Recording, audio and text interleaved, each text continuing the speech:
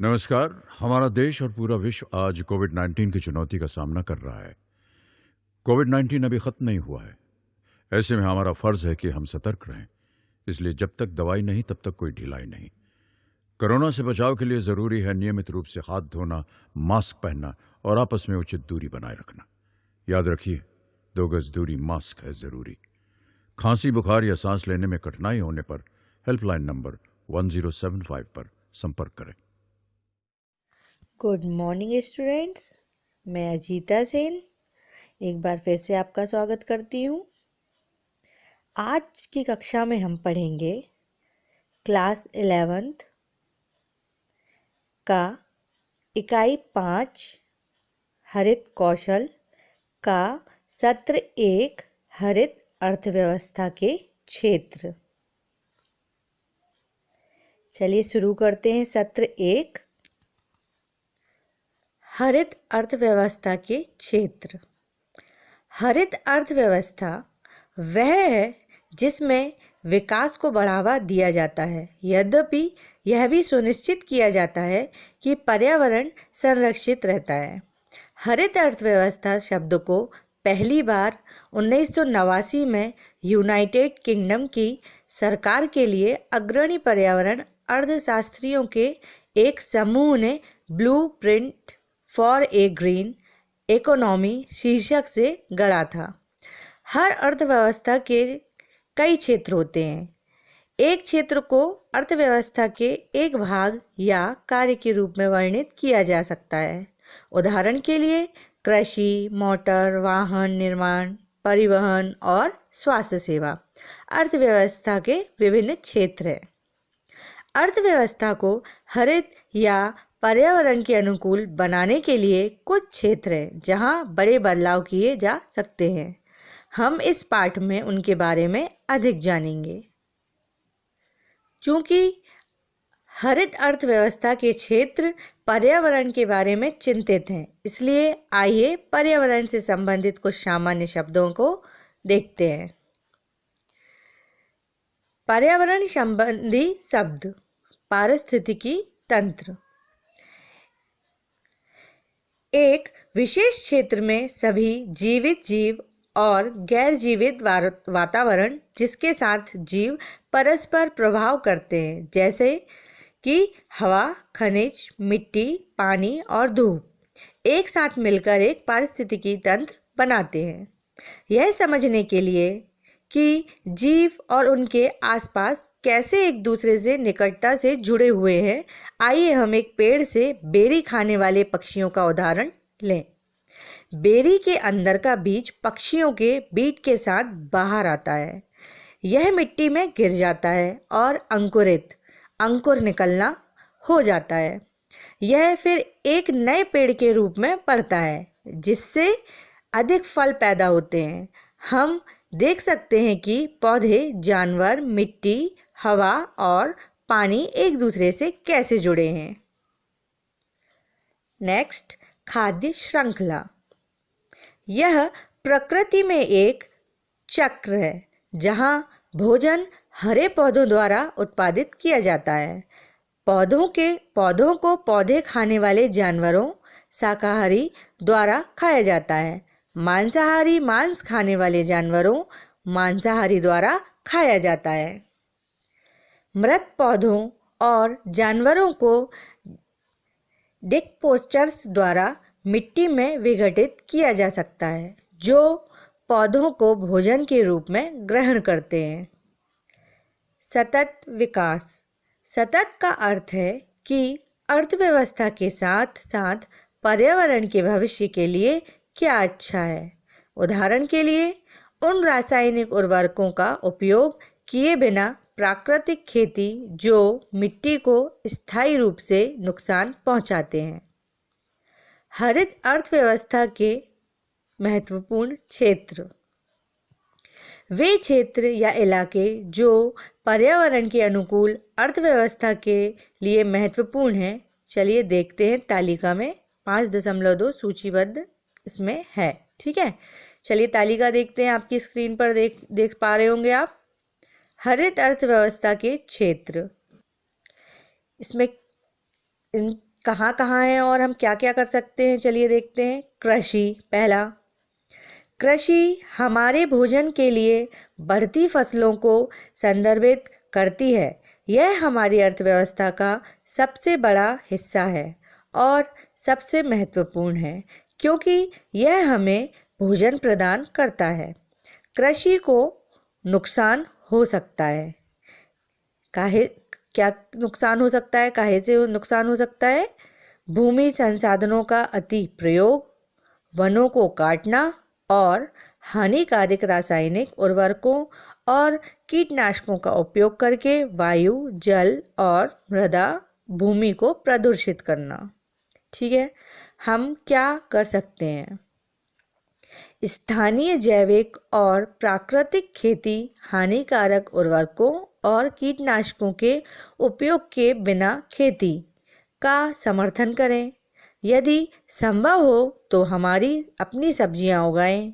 Season में उगने वाले और स्थानीय रूप से उत्पादित खाद्य पदार्थ खाएं। नेक्स्ट, ऊर्जा संसाधन। हम अपने सभी दैनिक कार्यों के लिए ऊर्जा का उपयोग करते हैं, लेकिन हमारी मांग दिन ब दिन बढ़ती जा रही है। हमारी मांग दिन ब दिन बढ़ती जा रही है। सामान्य ऊर्जा स्रोत जैसे तेल, कोयला, गैस आदि स्वास्थ्य और पर्यावरण के लिए हानिकारक है। वे भी सीमित और गैर नवीनीकरण हैं। हम क्या कर सकते हैं, चलिए इसमें देखते हैं। जब भी संभव हो स्वच्छ अच्छे ऊर्जा स्रोत जैसे सोलर लाइट का चयन करें। बिजली बर्बाद करने से बचें। जब आप उनका उपयोग नहीं कर रहे हैं तो लाइट बंद कर दें और उपकरणों को अनप्लग कर दें। कारों से बचें और साइकिल या सार्वजनिक परिवहन का उपयोग करें। नेक्स्ट, निर्माण। निर्माण और भवन वैश्विक संसाधनों को जलवायु को प्रभावित करते हैं। रेत और पत्थरों के उपयोग से नदी के तल का विनाश और पहाड़ों में उत्खनन होता है। ये गतिविधियां बाढ़ के कारण भूस्खलन, भूकंप और विनाश का कारण बनती है। निर्माण गतिविधियों से वायु प्रदूषण और सांस लेने में समस्या होती है।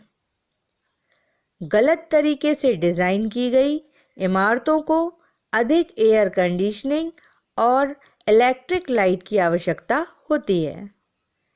इनमें अधिक पानी बर्बाद होता है और समग्र रूप से अधिक ऊर्जा का उपयोग किया जाता है। ऊर्जा दक्ष या हरित इमारतों में बिजली और पानी की बचत की और सौर और पवन ऊर्जा जैसी स्वच्छ ऊर्जा का उपयोग करती है। हमें अपनी इमारतों में अपेक्षाकृत स्वच्छ ऊर्जा का उपयोग करने और ऊर्जा के अपव्यय से बचने की आवश्यकता है। हमें स्थानीय निर्माण सामग्री के उपयोग के लाभों के बारे में लोगों से बात करनी चाहिए। यदि परियोजना के बड़े पैमाने पर निर्माण से प्रदूषण पैदा हो रहा है तो हमें स्थानीय अधिकारियों को उनके बारे में सूचित करना चाहिए। हमें ये सब करना चाहिए। नेक्स्ट, मछली पालन। अधिक संख्या में मछली पकड़ने, ओवरफिशिंग से भविष्य की मछली की आपूर्ति में कमी आई है। शार्क, कछुए और मछली की कुछ प्रजातियां विलुप्त हो रही हैं। इससे हमारे पारिस्थितिक तंत्र में पारिस्थितिक संतुलन और खाद्य श्रृंखला में बाधा आएगी। इससे खाद्य के अन्य स्वरूपों पर भी अधिक निर्भरता होगी, जिससे कृषि क्षेत्र पर अधिक दबाव पड़ेगा। मछुआरे अपनी आजीविका खो सकते हैं। आइए इसमें देखते हैं हम क्या कर सकते हैं। हम मछली पकड़ने की स्थायी प्रथाओं के बारे में लोगों को बताकर अति मछली पकड़ने की समस्याओं से बच सकते हैं, जो मछली पकड़ने को नियंत्रित करते हैं और मछली को प्रजनन और संख्या में वृद्धि करने के लिए पर्याप्त समय प्रदान कर सकते हैं। यदि आप मछली खाते हैं तो केवल वे मछलियां ही खरीदें जो भरपूर मात्रा में उपलब्ध हैं और मौसम में भी हैं, प्रजनन के मौसम में नहीं। नेक्स्ट पॉइंट, वानिकी। वर्षा के लिए और हमारी भूमि संसाधनों की सुरक्षा के लिए वन महत्वपूर्ण है। कई जनजातियां वन उत्पादों पर जीवित रहती है। वनों की कटाई या हानि होती है। जलवायु परिवर्तन। चलिए देखते हैं इसमें हम क्या कर सकते हैं। पर्यावरण और जलवायु को नुकसान पहुंचाए बिना समुदायों और पारिस्थितिक तंत्रों का समर्थन करने के लिए वन प्रबंधन जारी रख सकते हैं। कागज का उपयोग कम करें, इसका पुनः उपयोग करें और रिसाइकल करें ताकि कम पेड़ काटे जा सकें। कुछ विशेष प्रकार के उत्पादों को खरीदने से बचें, जैसे कि हाथी दांत, जो हम केवल जानवरों को नुकसान पहुंचाकर ही प्राप्त कर सकते हैं। मृदा अपरदन, वन्य जीवन की हानि और खाद्य श्रृंखला और पारिस्थितिकी तंत्र को नुकसान। काम वृक्ष कवरेज, जिसके परिणाम स्वरूप कम वर्षा और कम ऑक्सीजन और अधिक प्रदूषण होता है। इसमें देखिए हम क्या कर सकते हैं। केवल उन्हीं उत्पादों को खरीदें जो सुरक्षित रूप से एकत्रित किए जा गए हों, जैसे मधुमक्खियों के छत्ते को तोड़े बिना शहद। नेक्स्ट, पर्यटन। पर्यटन स्थानीय अर्थव्यवस्थाओं के लिए बहुत अच्छा हो सकता है, लेकिन यदि ये पर्यावरण को नुकसान पहुंचाते हैं तो नहीं। चलिए देखते हैं इसमें हम क्या कर सकते हैं सुधार। यात्रा करते समय समूह में यात्रा करें, पानी और ऊर्जा का उपयोग सीमित करें और अपव्यय से बचें। होटल और ट्रैवल कंपनियां हैं जो इको टूरिज्म, पर्यावरण की रक्षा करने वाले पर्यटन का समर्थन करती हैं, उनके बारे में अधिक जानकारी प्राप्त करें और लोगों को पर्यावरण को नुकसान पहुंचाए बिना यात्रा करने के बारे में बताएं। नेक्स्ट, परिवहन, ट्रांसपोर्ट। परिवहन क्षेत्र में इसकी अधिकतम खपत होती है और पेट्रोल और डीजल बहुत अधिक प्रदूषण का कारण बनता है। हरित अर्थव्यवस्था के परिवहन क्षेत्र का उद्देश्य है वाहनों के लिए बिजली जैसे स्वच्छतर ईंधन का उपयोग करना, कारों के उपयोग को हतोत्साहित करने के लिए सार्वजनिक परिवहन प्रदान करना, साइकिल चलाने को बढ़ावा देना। इसमें हम क्या कर सकते हैं सुधार। सार्वजनिक परिवहन जैसे बसों या ट्रेनों का उपयोग करना, जब संभव हो तो पैदल चलना या साइकिल चलाना, इलेक्ट्रिक बैटरी चालित वाहनों का उपयोग करना यदि संभव हो। नेक्स्ट, जल प्रबंधन। पानी हमारे सबसे महत्वपूर्ण संसाधनों में से एक है। दुनिया भर में अरबों लोगों को पीने के साफ पानी या बेहतर स्वच्छ सेवाओं तक पहुंच की कमी है और जनसंख्या वृद्धि समस्या को और गंभीर बना रही है। चलिए इसमें हम क्या कर सकते हैं देखते हैं। पानी का उपयोग समझदारी से करें। जब आप नल का इस्तेमाल नहीं कर रहे हैं तो इसे बंद कर दें। लीक हुए नल और पाइप को हाथों हाथ ठीक करवाएं। अपशिष्ट जल के उपचार से पहले प्रदूषित जल को भूमि या जल स्रोत में वापस न आने दें। नेक्स्ट, अपशिष्ट प्रबंधन। कुछ चीज़ों को फेंकने का अर्थ है कि इस सामग्री का पुनः उपयोग करने का मौका खोना और इससे भूमि, वायु और जल प्रदूषण हो सकता है। चलिए हम क्या कर सकते हैं, देखते हैं।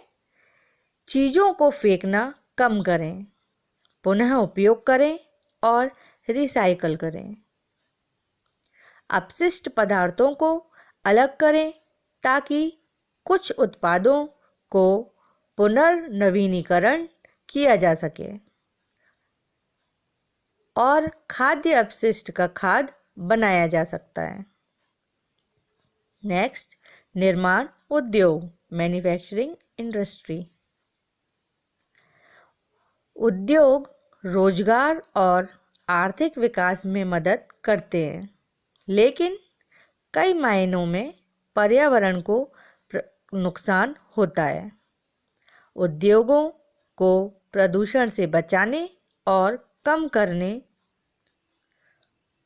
तथा ऊर्जा के स्वच्छ स्रोतों का उपयोग करने के लिए तरीकों का उपयोग करना चाहिए। चलिए इसमें सुधार लाने के लिए हम क्या कर सकते हैं, देखते हैं। ग्राहक क्या खरीदना पसंद करते हैं? उद्योग उसी के अनुसार आइटम बनाते हैं। यदि हम हरित या पर्यावरण अनुकूल उत्पादों को खरीदते हैं, मतलब कम प्लास्टिक, रासायनिक रंगों के बिना कपड़े बनाना आदि, तो अधिक उद्योग ऐसे उत्पाद बनाना शुरू कर देंगे। ठीक है, ये हमने कुछ क्षेत्र देखे हैं और इनमें हम कैसे सुधार कर सकते हैं ये आपको इसमें बताया गया है। ठीक है, जैसे कृषि को अच्छा करने के लिए हम क्या कर सकते हैं, कीटनाशकों का अधिक उपयोग नहीं करना चाहिए, है ना। भूमि को संसाधनों का अति उपयोग नहीं करना चाहिए। वनों को काटना, हानिकारक रासायनिक, वायु प्रदूषण, जल प्रदूषण, भूमि प्रदूषण नहीं करना चाहिए, है ना। सीजनेबल सब्जियां खाना चाहिए जो मौसम के अनुकूल रहती हैं। ठीक है, ऊर्जा संसाधन में कोयला, गैस आदि तेल, इनका अधिक उपयोग नहीं करना चाहिए, है ना। हमेशा सोलर लाइट का प्राथमिकता देना चाहिए, है ना। और अगर हम बिजली बर्बाद नहीं करना चाहते हैं तो जिस रूम में हम हैं, अगर वहाँ से बाहर जा रहे हैं तो वहाँ की लाइटों को ऑफ कर दें। ठीक है, कारों से बचें, साइकिल और सार्वजनिक परिवहन का अधिक उपयोग करना चाहिए। निर्माण में जब जलवायु को प्रभावित करते हैं ये रसायन, जब भवन वैश्विक होते हैं, रेत पत्थर का उपयोग, नदी तल आदि का विनाश होता है, जो भूकंप और भूस्खलन विनाश का कारण बनते हैं, है ना। इससे वायु प्रदूषण भी होता है, सांस में लेने में दिक्कत होती है। घरों के आजकल डिज़ाइन ऐसे बन रहे हैं, इतने ऊंचा बना देते हैं और बंद बनाते हैं, तो जिससे क्या होता है, एयर कंडीशनिंग और इलेक्ट्रिक लाइटों का अधिक उपयोग करना पड़ता है, जिससे पानी भी बर्बाद होता है और समग्र रूप से ऊर्जा का भी उपयोग किया जाता है, बहुत ज़्यादा उपयोग किया जाता है। तो हमेशा इमारतों को अपेक्षाकृत स्वच्छ बनाना चाहिए, खुला वातावरण रखना चाहिए, अपव्यय बचने से बचाव करना चाहिए। ठीक है, और मछली पालन में अधिक ओवर फिशिंग नहीं करना चाहिए ताकि आगे भी यह अच्छे से किया जा सके। शार्क, कछुए मछली, ये प्रजातियां कुछ विलुप्त होती जा रही हैं, जो हमारे पारिस्थितिक तंत्र के लिए श्रृंखला में बाधा है, खाद्य श्रृंखला में। राइट, तो हमेशा क्या, हम मछली पकड़ने के लिए स्थायी प्रथाओं के बारे में लोगों को बताकर अति मछली पकड़ने से बचाया जा सकता है। यदि मछली आप खाना पसंद करते हैं तो केवल वे ही मछलियों को खरीदें जो भरपूर मात्रा में हैं और मौसम में भी हैं, ठीक है। जो जिनकी विलुप्त हैं, जो कम हैं, उनको खाने से बचें। वानिकी वर्षा के लिए, हमारी भूमि संसाधनों के लिए बहुत आवश्यक है, ठीक है। जैसे वनों की कटाई हानि होती है और मृदा अपरदन होता है, वन्य जीवों को हानि होती है। कम वृक्ष कवरेज ऑक्सीजन की मात्रा को कम करता है, प्रदूषण अधिक होता है, इसलिए हमें अधिक से अधिक वन लगाना चाहिए, ठीक है। कागज़ का उपयोग करना चाहिए, पुनः इसका उपयोग करना चाहिए। रिसाइकलिंग के लिए सामानों को भेजना चाहिए ताकि दोबारा इसका उपयोग किया जा सके, ठीक है। और जो जीव कम हैं, जैसे जानवर, हाथी दांत, जो केवल हम जानवरों को नुकसान पहुंचा कर ही प्राप्त कर सकते हैं, इनका हमें हमेशा बहिष्कार करना चाहिए, ठीक है ना। पर्यटन स्थानीय अर्थव्यवस्थाओं के लिए बहुत अच्छा हो सकता है। पर्यटन हम देखने जाते हैं, दर्शनीय स्थल घूमने जाते हैं, ठीक है। तो हमेशा यात्रा करते समय समूह में यात्रा करें, पानी और ऊर्जा का उपयोग सीमित करें और अपव्यय करने से बचना चाहिए, ठीक है। परिवहन में ट्रांसपोर्ट वगैरह जो भी हमें सुविधाएं प्रदान करते हैं, ठीक है। डीजल उपयोग अधिक प्रदूषण होता है, हरित अर्थव्यवस्था जो क्षेत्र को प्रभावित करती है। तो हमेशा कारों के उपयोग को हतोत्साहित करके सार्वजनिक परिवहन प्रदान करना, साइकिलिंग चलाने को बढ़ावा देना, ये सभी उसमें सही साबित नहीं होती है। इसलिए हमेशा क्या करना चाहिए, सार्वजनिक परिवहन का, बसों का, ट्रेनों का उपयोग करना चाहिए और संभव हो सके तो पैदल और साइकिलिंग करना चाहिए या बैटरी चालित वाहनों का प्रयोग करना चाहिए। जल प्रबंधन, पानी हमारे लिए सबसे महत्वपूर्ण संसाधन है, ठीक है। जनसंख्या और वृद्धि समस्याओं के कारण यह बहुत गंभीर समस्या बनती जा रही है, क्योंकि जितनी जनसंख्या वृद्धि हो रही है उतना ही प्रदूषण फैल रहा है। पानी का उपयोग हमेशा समझदारी से करना चाहिए। अगर इस्तेमाल नहीं कर रहे हैं तो फालतू पानी हमें नहीं बहाना चाहिए। अगर नलों में, पाइपों में पानी लीक हो रहा है तो उसकी व्यवस्था तुरंत करना चाहिए और उसे सही करवाना चाहिए। जल अवशिष्ट को प्रदूषित नहीं करना चाहिए, ठीक है। अपशिष्ट प्रबंधन, जैसे जिन सामानों का हम उपयोग नहीं कर रहे हैं उन्हें फेंक देते हैं, ठीक है। भूमि, वायु, जल प्रदूषण होता है उससे, तो चीज़ों को फेंकना कम करना चाहिए और रिसाइकल करना चाहिए। हमेशा इनका पुनः उपयोग में लाने के लिए इसका उपयोग करना चाहिए। रिसाइकलिंग करते रहना चाहिए सामानों का, जो हम उपयोग में दोबारा ला सकते हैं। निर्माण उद्योग रोजगार और आर्थिक विकास में मदद करते हैं, लेकिन कई मायनों में प्रदूषण को नुकसान होता है। उद्योगों में प्रदूषण से बचने के लिए कई तरीकों का उपयोग करना चाहिए। ग्राहक क्या पसंद कर रहा है, वह किस तरीके के आइटम चाह रहा है, वो कैसा सामान चाह रहा है, यह हम ध्यान में रखना चाहिए। यदि हम हरित और पर्यावरण अनुकूल उत्पाद खरीदते हैं, जैसे कम प्लास्टिक का कम उपयोग करना चाहिए। रासायनिक रंगों के बिना कपड़े जो होते हैं उनका अधिक उपयोग करेंगे तो उद्योग में भी ऐसे ही सामान्य उत्पाद बनाना शुरू कर देंगे, जिससे प्रदूषण भी कम होगा, ठीक है। चलिए अब हम देखते हैं प्रायोगिक अभ्यास। प्रायोगिक गतिविधियों को अध्यापकों द्वारा सुगम बनाया जाएगा और अध्यापकों द्वारा छात्रों को आवश्यक प्रतिक्रिया प्रदान की जाएगी। गतिविधि 1, समूह अभ्यास। हरित अर्थव्यवस्था के क्षेत्र पर चर्चा। आवश्यक सामग्री, पेन, कागज। प्रक्रिया, 4-5 छात्रों का समूह बनाएं। प्रत्येक समूह को हरित अर्थव्यवस्था के किसी एक क्षेत्र का चयन करना चाहिए।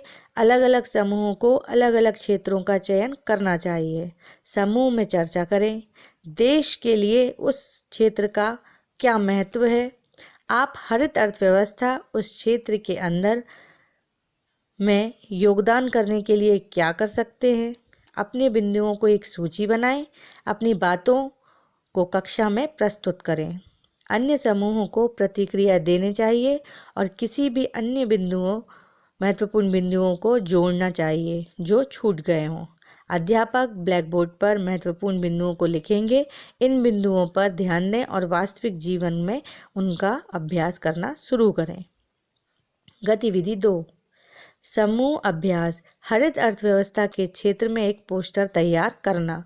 हरित अर्थव्यवस्था के क्षेत्र में जो आपको इसमें समझाया है कि क्या क्या आवश्यक है, कौन कितने प्रकार के समझाए हैं, आपको उसके द्वारा एक पोस्टर बनाना है। ठीक है। आवश्यक सामग्री: पेन, रंग, सामग्री, चार्ट, पेपर।